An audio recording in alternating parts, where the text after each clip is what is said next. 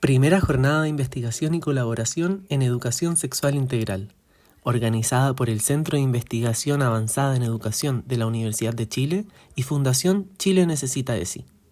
Mesa 4. Desafíos pedagógicos. Ponencia. Explorando los desafíos pedagógicos de la ESI desde la perspectiva de las y los jóvenes. Un estudio de caso en Chile. Expone Carolina Trivelli. Un gusto volver a estar acá en el CIAE. Hola, si hay algunos ex colegas. Yo trabajé allá antes bueno, hace varios años ya. Voy a poner el timer para no pasarme del tiempo. Y vengo hoy día a presentarles una investigación que estoy haciendo, terminando ahora, sobre los desafíos de la implementación de la educación sexual integral desde la perspectiva de los jóvenes. Un poco de contexto de mi investigación. Yo estoy haciendo un doctorado en educación en Italia, entonces mi tema fue hacer básicamente un estudio de caso comparativo. Y en ese contexto trabajé con dos escuelas, una escuela en Chile y una escuela en Italia. Dos lugares, dos casos que eran parece quizás un poco anómalo comparar dos países tan distintos, pero como estaba haciendo el doctorado acá, me gané la beca para hacerlo acá, me dijeron que también tenían mucho interés en ver cómo estaba la situación en este país y nos dimos cuenta que finalmente varios de los desafíos que se enfrentaban eran súper similares. En general, todo el tema de cómo eh, la resistencia social, cultural con respecto a la implementación de estos programas, por estar en un contexto de una sociedad súper católica, religiosa, el tema de que ninguno de los dos países tiene una regulación como robusta en el sentido de hacer un currículum, de requerir un currículum obligatorio por parte de las escuelas. Pero en ambos casos hay muchas iniciativas que han ido surgiendo como esporádicamente y aisladamente que eran interesantes de analizar y específicamente desde la perspectiva de los jóvenes, que es algo que también ha estado súper invisibilizado y menos visto en el tema del estudio de los programas de educación sexual integral. Yo encontré en ese sentido como que había mucha evidencia sobre el diseño de los programas y de hecho, entonces, como les estaba contando, yo estoy ahora terminando un doctorado en educación donde me enfoqué en investigar las perspectivas de los jóvenes sobre la educación sexual integral que reciben en sus escuelas. Mi investigación se basó en dos estudios de caso, uno en Chile y uno en Italia, y estoy haciendo un estudio comparativo, pero lo que les voy a presentar ahora obviamente son los resultados del caso chileno. Y también con un foco más en los desafíos pedagógicos, que fue finalmente el giro que se le dio a mi investigación un poco a raíz de los hallazgos que fui encontrando a medida que iba avanzando en el estudio. Esta es la primera foto, una foto de mi escuela, de la escuela a la que visité en Chile. La segunda es una foto de la escuela que fue mi caso en Italia, en Bolonia. Y como les estaba contando un poco del contexto, que inicialmente podría parecer raro comparar como dos países tan distintos en contextos tan diferentes en términos, no sé, de ubicación geográfica, pero finalmente nos dimos cuenta que habían como muchas cosas que se compartían culturalmente muy relevantes en los dos países, como todo el tema de la resistencia a la implementación de estos programas por los grupos que llaman, que se refieren a la llamada, mal llamada ideología de género, eh, el tema como del contexto católico, que también a veces funciona en contra, aunque el colegio con el que yo hice el caso en Chile es un colegio católico, de hecho. Eh, el hecho de que no hay ninguno de los dos países en un marco regulatorio robusto de implementación de estos programas, ni obligatorio, que haga que los colegios tengan que tener estos programas en su currículum obligatorio, pero aún así han ido en los últimos años apareciendo muchas iniciativas muy interesantes de observar. Entonces, en ese contexto fue como, ok, veamos cuál es como el gap, lo que más hace falta ver ahora, que es como qué es lo que están diciendo los jóvenes sobre los programas que están recibiendo en las escuelas, porque muchos sabemos sobre los diseños increíbles que hay de estos currículos currículums, pero ¿qué es lo que pasa cuando efectivamente están siendo implementados y aplicados en el aula?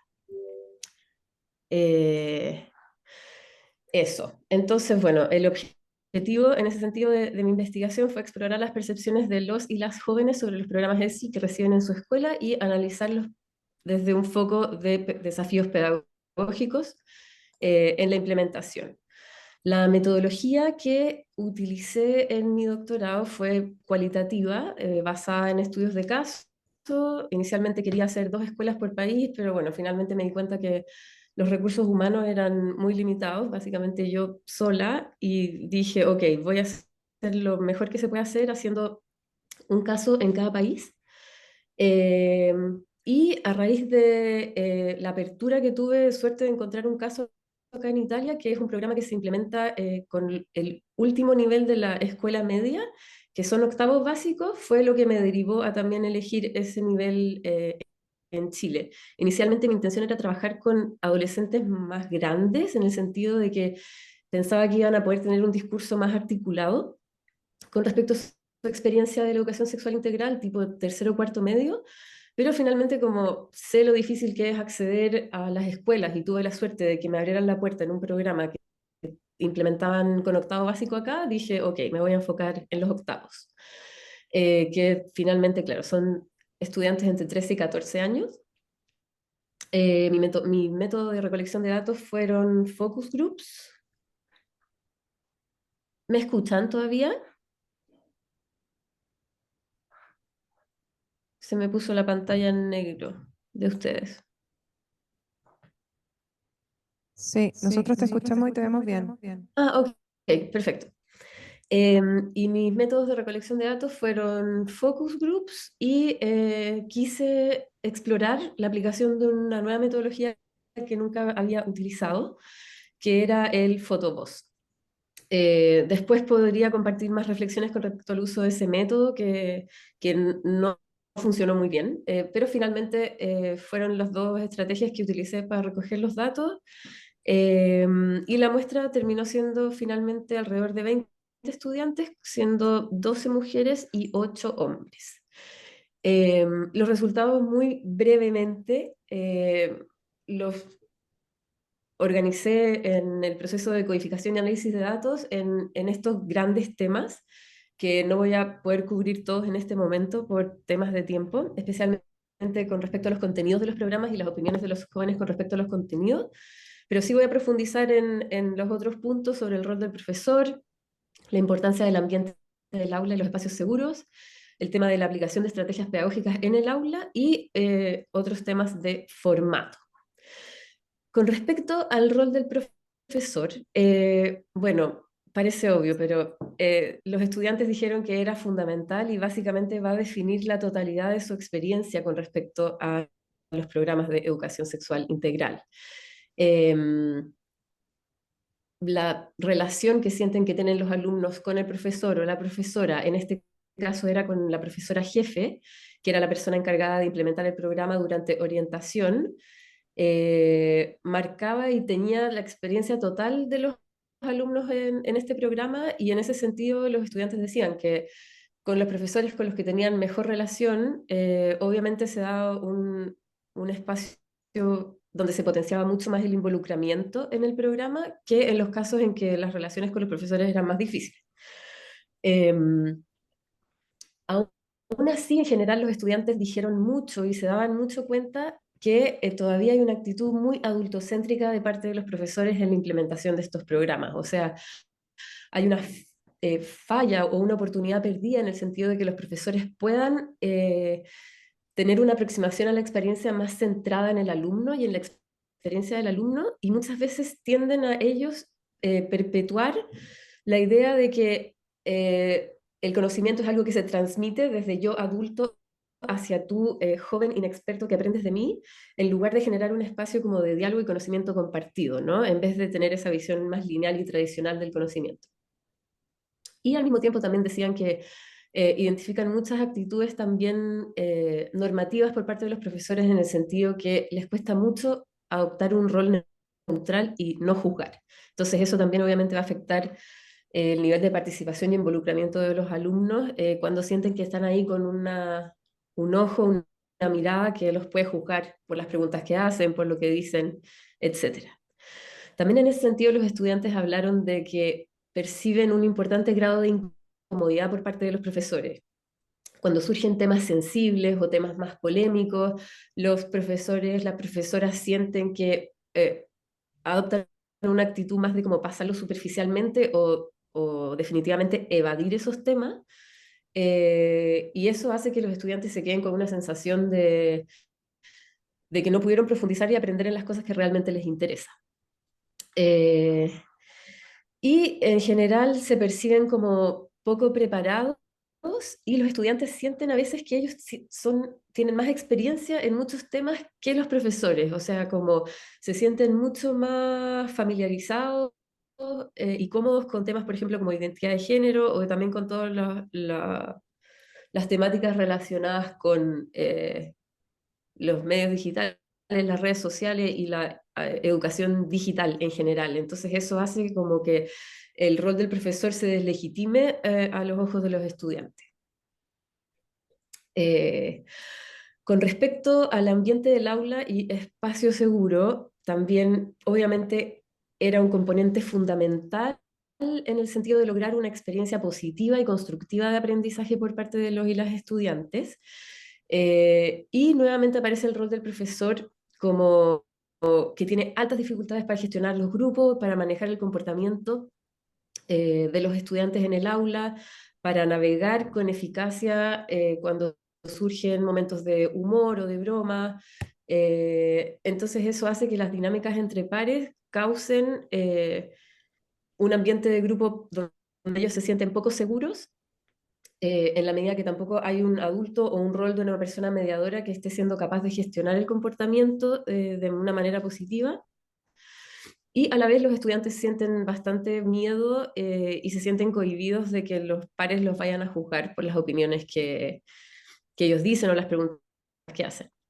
En ese sentido es interesante pensar en muchos programas de educación sexual integral que antes de ser implementados en el aula, y eso me pasó en el caso italiano que se vio, hay un proceso de creación de reglas compartidas, de co-creación de reglas compartidas entre el profesor, la profesora o los profesores que estén implementando y el grupo de alumnos, y eso sirve mucho para contribuir a generar un espacio seguro. En este caso eso no ocurría y se veía mucho las consecuencias de eso. El tema de hacer preguntas también es crucial. Se veía que en ocasiones había la intención de generar este espacio de canal de preguntas anónimas a través de algo súper simple, que es una metodología súper común y utilizada, que es poner una caja básicamente donde los estudiantes pueden hacer las preguntas de forma anónima y después hay un espacio donde se responden. Y en varios casos, en este caso, los estudiantes decían que o hacían preguntas y después no se respondían nunca, o también pasaba que los profesores evitaban responder preguntas que eran muy complicadas. Y otra cosa interesante que aparecía era que los estudiantes decían a veces como, no se me ocurría qué preguntar, no sé qué preguntar, siento que ya lo sé todo. Y eso entregó muchas luces, a mi parecer, con respecto como a la falta de una habilidad de reflexión crítica, de pensamiento crítico, y de cultivar, ¿no?, esta actitud más reflexiva y crítica con respecto a los temas que se están tratando. Y entonces, claro, contrastada con esta actitud como yo ya lo sé todo, no sé qué preguntar. Eh, y finalmente otro tema súper básico, simple en apariencia, pero que tiene un impacto súper profundo, es la organización del aula. En este caso había muy poco cambio en el tema de organización del aula y muchas veces los bancos seguían organizados de la misma forma como tradicional, mirando hacia el frente, donde está el profesor parado al frente de la pizarra, en vez de algunos pocos casos donde los estudiantes mencionaron haberse podido sentar en círculo. Y eso es algo que yo vi en el caso que estudié acá en Italia, donde siempre se sentaban en círculo, no funcionaba igual siempre, ni es un caso perfecto, obviamente, en comparación al chileno, pero se veía muy claramente cómo los estudiantes describían cómo se disolvía la jerarquía entre pares y también la jerarquía entre alumnos y profesor y profesora. y se generaba un ambiente mucho más comunitario para compartir y que les dieran más ganas de opinar, compartir sus percepciones, etc. En penúltimo lugar, el tema de las estrategias pedagógicas también obviamente es crucial. Los estudiantes ven y resienten mucho que las estrategias pedagógicas tradicionales siguen predominando en este espacio. Hay una cosa, como repetí antes, como súper lineal y jerárquica por parte de los profesores, y ellos lo que quieren es aprendizaje entretenido. Bueno, de hecho criticaban mucho el tema de las charlas online, que es justo lo que está pasando ahora, eh, y decían que esa como linealidad y de estar siempre en un rol pasivo hacía que finalmente no pusieran atención a los contenidos que les estaban intentando enseñar. En ese sentido, hay un llamado también súper fuerte por parte de los estudiantes de tener más espacios que promuevan el pensamiento crítico. Cuando surge el tema de los debates y discusiones, en general los estudiantes lo hacen ver como algo equivalente a peleas, a conflictos con mucha tensión. Eh, y eso es súper interesante porque, en primer lugar, hay una ausencia del rol del profesor o profesora como mediador y facilitador, que se sabe también por la evidencia que eso es algo con lo que los profesores tienen muchas dificultades, ¿no? Como gestionar el cambio de rol desde profesor hacia mediador y facilitador en este espacio cuando tienen que enseñar educación sexual integral. Y en este caso chileno había como muy pocas habilidades de los profesores para gestionar los debates. Me acuerdo de una alumna que decía, yo me acuerdo que mi hermano tuvo club de debate y me encantaría poder tener esa oportunidad de aprender a discutir, de aprender a argumentar, aprender a escuchar las opiniones de los otros, y es algo que lamentablemente escasea.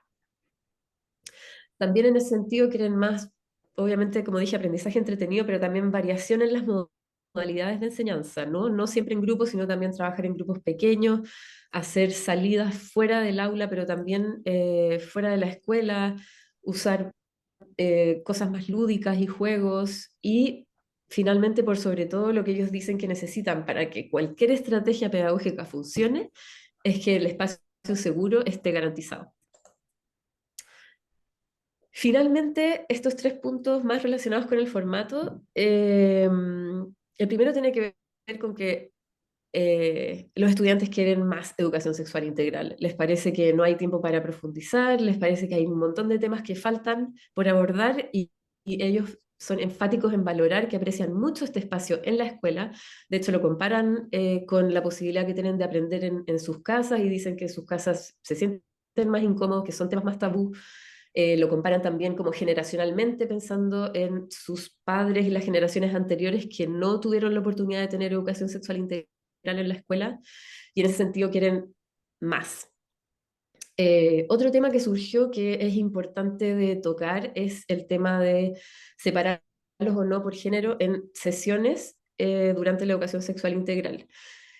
En varios casos salió el tema como una posibilidad que los estudiantes sugirieron, pensando que podía promover la creación de un espacio más seguro y que podía ayudar a que las personas se sintieran más cómodas y pudieran hablar con más tranquilidad y seguridad cuando estaban las niñas con las niñas y los niños con los niños. Sin embargo, es algo que, a pesar de que puede tener oportunidades en ese sentido, no debería ser una estrategia que se usa. En este caso no se usaba, pero ellos lo pedían, eh, porque es muy riesgoso por ser en el fondo excluyente para las poblaciones LGBTQ+, que ya son estudiantes que están más en riesgo salud mental y salud sexual y reproductiva. Entonces definitivamente es algo que no se debería hacer, y eso hace un llamado aún más importante y más fuerte para buscar otras estrategias de poder generar espacios seguros en grupos mixtos. De hecho, era súper interesante porque los jóvenes también decían mucho que em, eh, valoraban mucho aprender en conjunto y escuchar las percepciones de todo el grupo, ¿no? Y también eran enfáticos en decir que los contenidos deberían ser los mismos para todos. Jamás pensar que las mujeres tienen que aprender algo y los hombres otra cosa.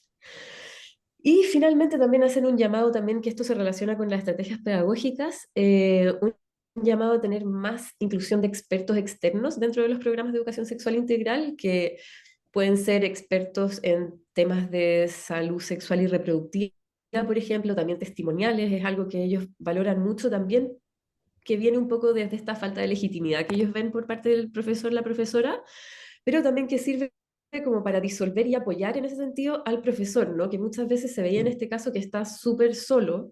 Entonces, cuando se enfrentan con temas sensibles, temas que pueden ser complejos según la historia personal de cada persona, en el fondo hay un peso muy fuerte que cae sobre una persona única y que no debería ser así.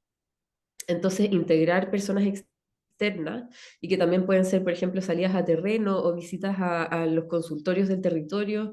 En este caso, en el caso italiano que yo estudié, el programa termina con una visita.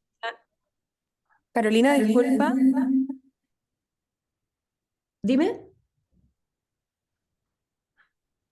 estamos un poquito pasada en el tiempo para que vaya cerrando, Estoy casi. porfa. Gracias. Ya.